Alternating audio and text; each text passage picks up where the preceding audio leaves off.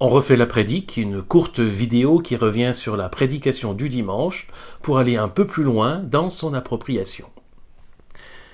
Ce dimanche, c'était le début d'une mini-série de 3 prédications autour de ce que j'ai appelé le trépied de la vie chrétienne, la foi, l'espérance et l'amour.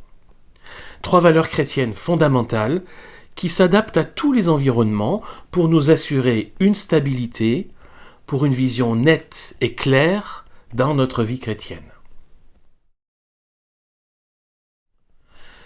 À partir de la définition de la foi que nous trouvons au chapitre 11 de la lettre aux Hébreux, nous pouvons comprendre que la foi ne concerne pas ce qu'on peut toucher ou ce qu'on peut voir, mais ce qui n'est pas encore là et ce qui est invisible. Avoir la foi, c'est croire sans voir. Et comme l'objet de la foi est l'invisible et ce qui n'est pas encore là, il est assez naturel que le doute, que les interrogations aient aussi leur place dans un cheminement de foi. Il ne s'agit donc pas de taire nos doutes et nos interrogations, mais de les assumer, de les présenter à Dieu et de les surmonter dans la confiance. Puisqu'on ne peut pas attendre de voir pour croire, il faut choisir. Croire, c'est choisir de croire. Et c'est un choix qui est sans cesse à renouveler tout au long de notre vie chrétienne.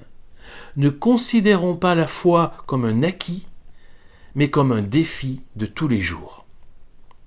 Et enfin, l'autre grand défi de la foi, c'est d'agir en conséquence. Il ne s'agit pas seulement de croire, mais aussi de vivre conformément à notre foi. La foi n'est pas une question de confiance seulement, c'est aussi une question d'obéissance, avec le désir de faire la volonté de Dieu, de conformer sa vie au projet de Dieu. J'ai proposé dans ma prédication de reconnaître des vertus au doute.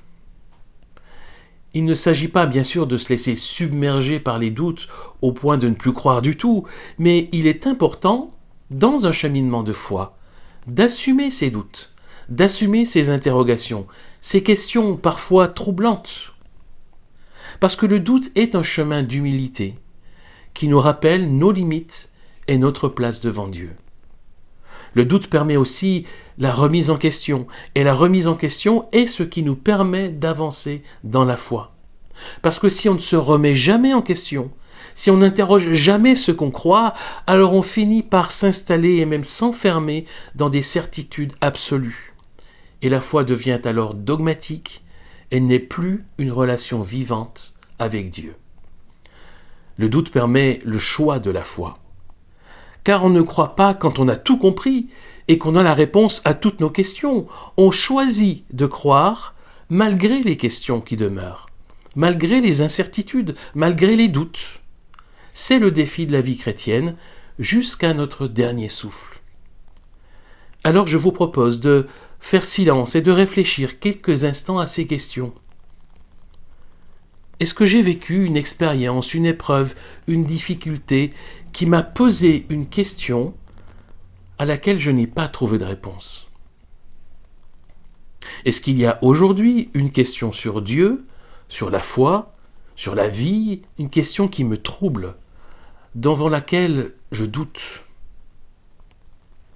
Et comment est-ce que j'accueille ce doute dans mon cheminement de foi?